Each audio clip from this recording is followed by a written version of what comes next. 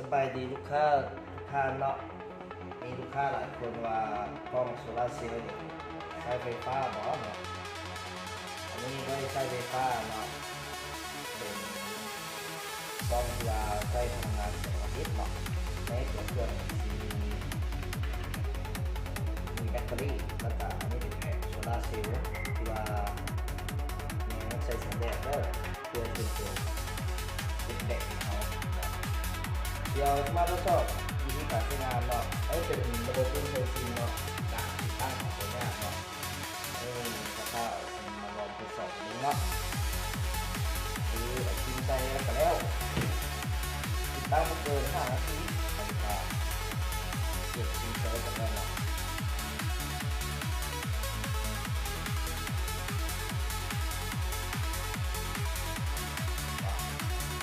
แล้วก็มาสตาร์ท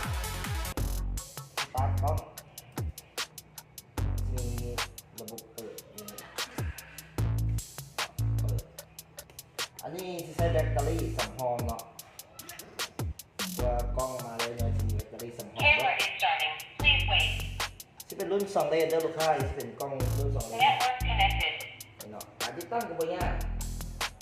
เสียบซีมันก็ได้เลยเนาะเดี๋ยวซีเสื่อมวิธีการเข้าระบบให้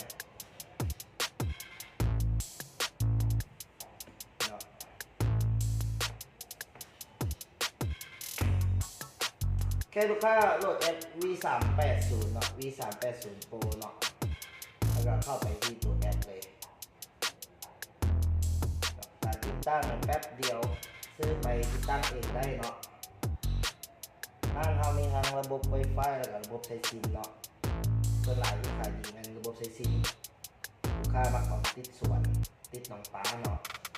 นี่มารีวิวให้ลูกค้าที่ว่ายังเข้าใจการใช้งานเนาะการติดตั้งเนาะไม่ได้เข้ามานี่เนาะแล้วก็เข้าบวกเลยเข้าตัวเพิ่มกล้องทดสอบกันเข้าเพิ่มกล้องให้เพิ่มกล้องเพียงแต่สแกน QR ปึ๊บนี่ข้อมูลจะเข้าเบิดแล้วเนาะข้อมูลกล้องเข้าเบิด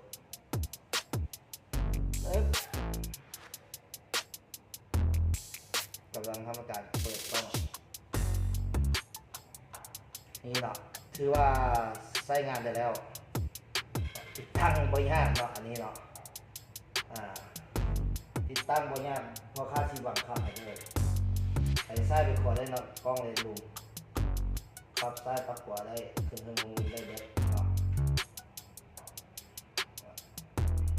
ทดสอบเลยรีวิวจากตัวจริงเนาะการใช้งานของกล้องโซลาร์เซลล์ของเขาติดตั้งตรงเนี้ยตั้งแพงเอาไปใช้ได้เนาะราคากับพวกแพงตัวนี้นะที่ทดสอบไปเบิ้งเลยแต่ละระบบเนาะมันจะเป็นกล้อง2 เลนกล้องเทิงหันจะเป็นเลนจึ้งเนาะกล้องรูมหันจะเป็นเลนบังคับได้360 องศาแล้วก็สามารถจับเซนเซอร์คนได้เนาะอันนี้ให้จับบังคับไปซ้ายไปขวาได้เบิดกล้องของเขาใช่ไงเนาะนี่เขาค่าเอามาทดสอบกับค่าเลยนะสามารถหมุนได้360 องศาเห็นปะให้ทำการโหมดออโต้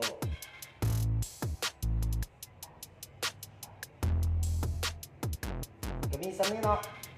เฉพาะกล้องโซลาร์เซลล์ของเรามี2 จอเนาะใส่ซิมได้เนาะโปรโมชั่นพิเศษฟรีแมมใส่กับลูกค้าตอนนี้เนาะแล้วการติดตั้งกับตัวยากเนาะไม่ได้สร้างซื้อไปแล้วพอใครชมวิธีติดตั้งใหม่ๆเนาะสำหรับวันนี้ก็เข้าใจเนาะฝากกดติดตามฝากกดไลค์กดแชร์เด้อลูกค้าเด้อ